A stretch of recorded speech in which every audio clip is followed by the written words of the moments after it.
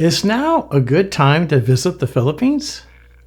This video is going to answer that question, as there are several things going on right now in the Philippines that would directly affect travel and accommodations that could influence your timing if you decide to come over to the Philippines. Well, make sure you stay till the end because I'll give you a summary of all these considerations. So let's get into it. Well, first off, the exchange rate is at an all-time high compared to the US dollar and is currently at 59 pesos to the dollar. It typically is in the 56 to 57 range to $1 in the last several months. Well, what does this mean for you? It means that your dollar is just worth more in the Philippines, making accommodations and everything else just more affordable versus several months ago.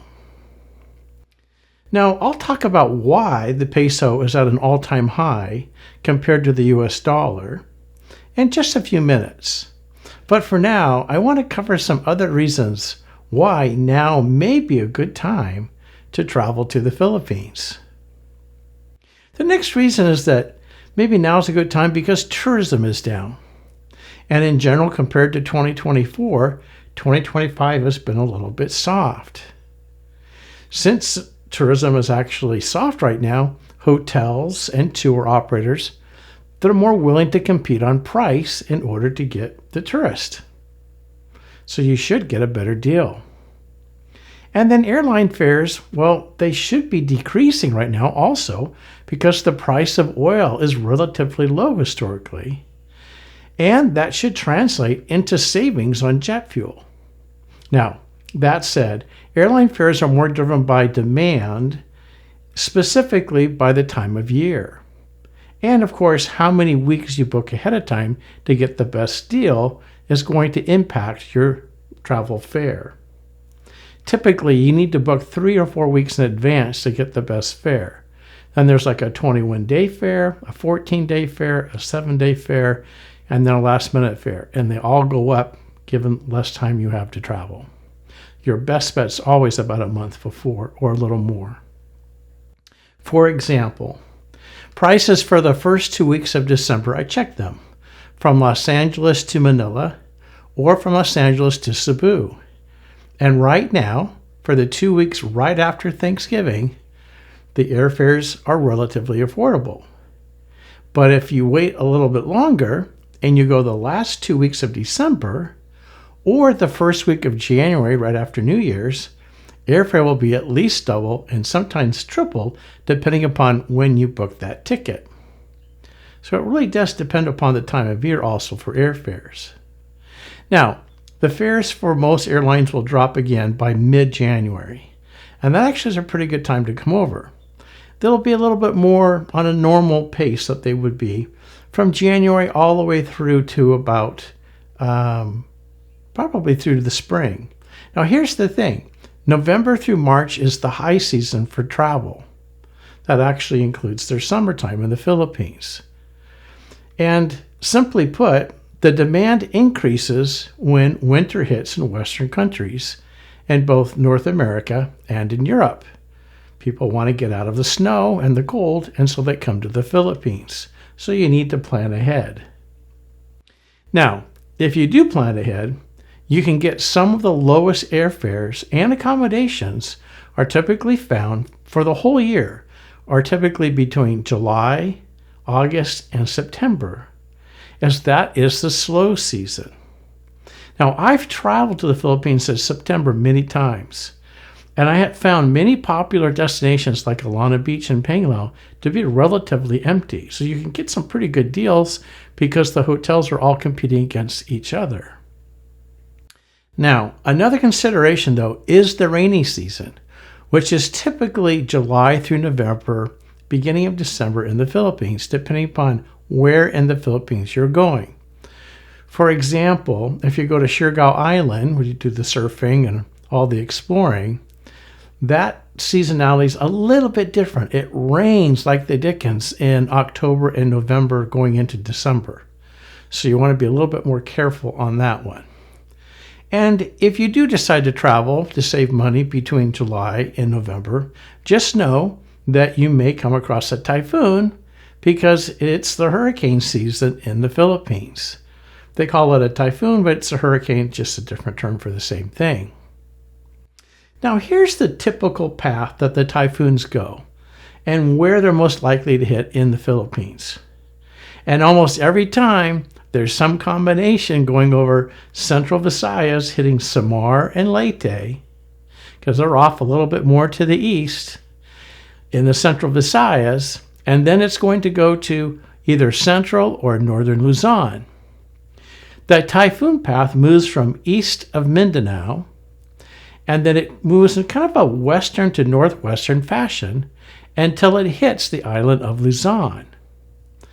And it happens almost every time as it comes through central or northern Luzon and brings heavy rain to the Manila area several hours to the south of central or northern Luzon. They typically don't get hit directly by the typhoon, but they get a lot of the rain and the wind. Well, for 2025, we're coming to the close of the typhoon season now as we enter almost the beginning of December. And we really only saw a few typhoons between July and August. But then the typhoon pace really picked up somewhere around mid-September. Picked up a lot of steam in October and November with quite a few storms coming through. Seemed to be the peak of it. Now, when typhoons come, they disrupt travel with the rain and the wind, but they also get a lot of rain, several inches within a few hours. So flooding can become a real big concern. So airlines and ferries, they're all affected by these patterns temporarily. You know, in my opinion, as long as you stay away from the areas that are most likely to get hit, then the rest of the Philippines is relatively safe during this time, and airfare and accommodations are typically at a discount since it's low season. It's a little bit easier to do things as far as tours and all that. It's not as crowded. Now, you just have to realize that there's always a chance that you could be directly affected by a typhoon. Now, there's a few areas that are less likely to get hit, and that's going to be Bohol, especially southern Bohol near Tagbilaran and Panglao, which is the resort area, Panglao. Cagayan de Oro, just from where it's located on Mindanao, it's going to be more on the northwest side, so it doesn't get hit as much, where the northeast side of Mindanao would be. Negros Island, which is more on the south part of Dumaguete, rarely gets hit. A little bit more on the north side of Bacolod. It's a really big island, actually. And then southern Luzon is less likely to take a direct hit. It happens occasionally, but usually hits central or northern Luzon. Now let's go back and let's talk about the exchange rate. I want to list some of the factors that affect the exchange rate.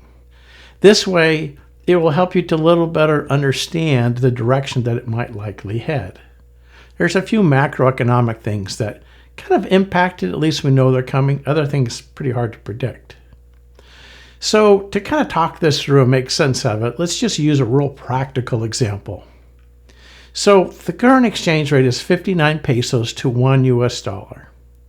So in English, that means if you have a $100 bill and you were to go to one of those exchange places to kind of get your pesos for the dollar, for a $100 bill, they're going to multiply that times 59, because that's the current 59 pesos to $1. That's the exchange rate.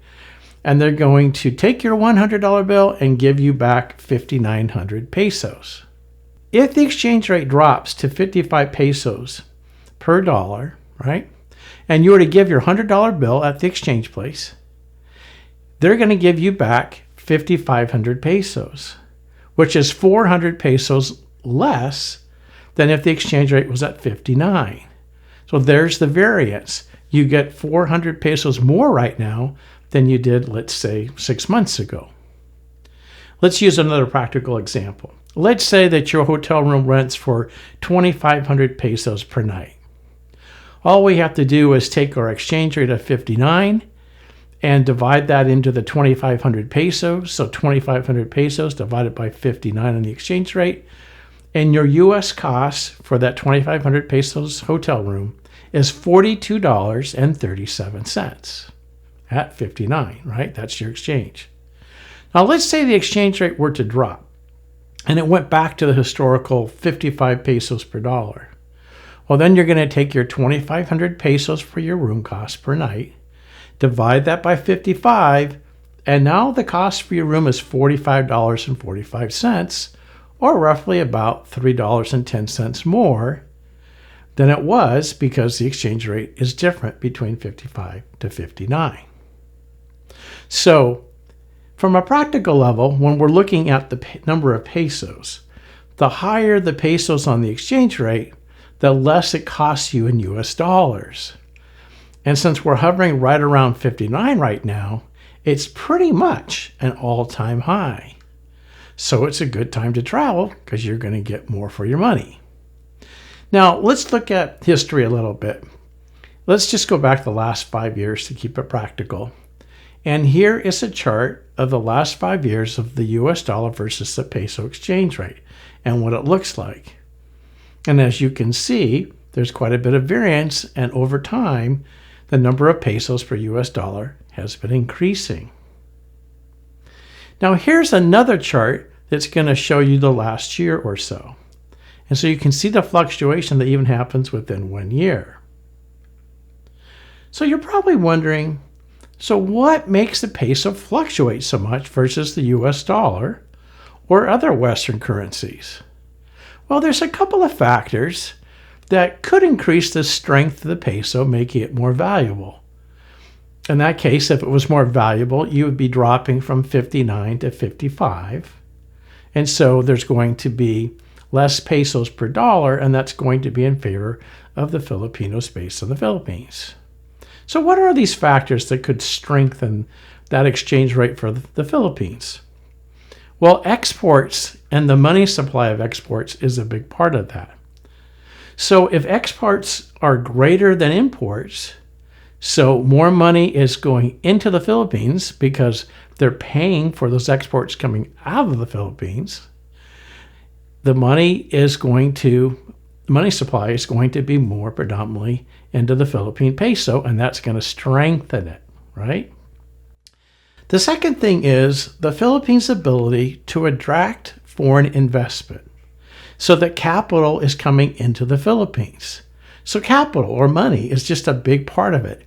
If the money's coming into the Philippines at a greater rate than it's going out, and that's going to strengthen the value of the peso. All right, the third thing is interest rates, but not interest rates like we typically think of the U.S. We more kind of watch the Federal Reserve, and we're more looking at rates for mortgage and credit cards.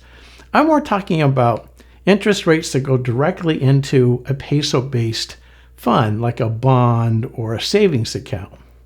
And if the interest rates are favorable from an earnings standpoint in the Philippines and the capital is flowing into the peso, or some asset of that, like a bond or a savings account or something similar, and the money stays in the Philippines, then that's going to strengthen the value of the peso, which in our case would mean it would be dropping from the 59 back down to 55, and that's in the favor of those based in the Philippines, but not the expats whose money's coming from the U.S., and it's the opposite, right? So what would be the factors that would weaken the peso? Well, basically, it's the opposite direction of what we just talked about. So if imports are increasing coming into the Philippines, like let's say they're using oil, which they typically do for energy, and there's so much sun there. The sun's so strong in the Philippines. It's like the perfect place for solar constantly. And there's a lot of expat homes that have solar.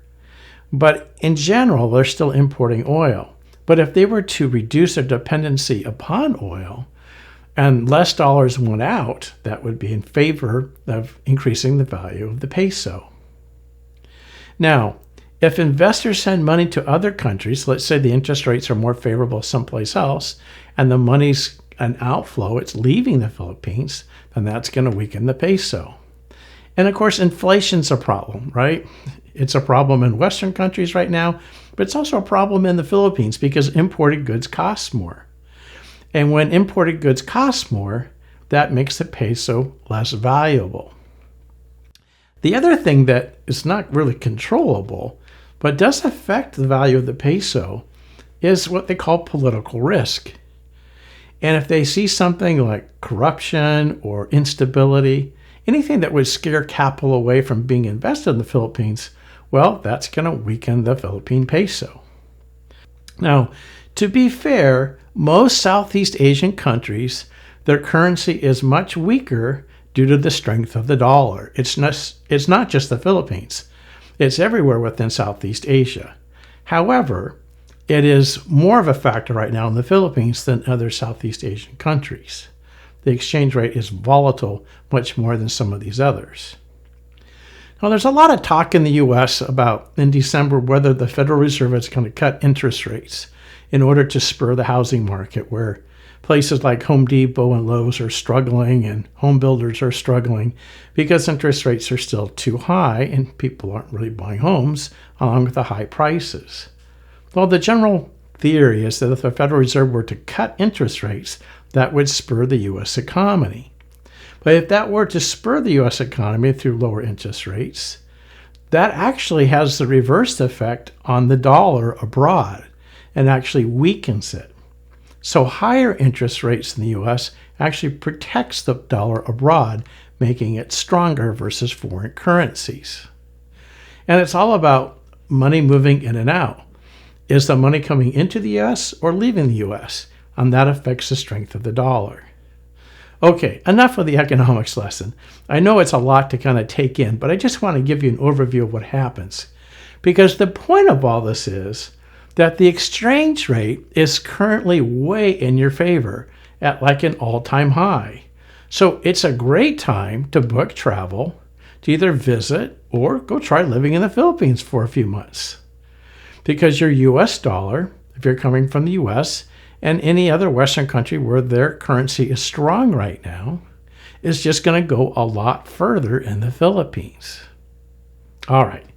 I hope that helps. And that's going to do it for this video. So I hope you found some of this interesting and a little bit educational, right? But I hope you decide to come and visit the Philippines. You can always try it and see what you think, but it's a very affordable vacation compared to places like Hawaii or the Caribbean that are also tropical but much more expensive. Well, if you have questions or comments about this video, please let me know in the comments section as I do my best to respond to every comment. I always want to know what you're thinking. You can just say hello or give me some feedback and let us know what you think about this video. Well, thanks for watching, and I'll see you in the next video. You guys take care. Bye-bye.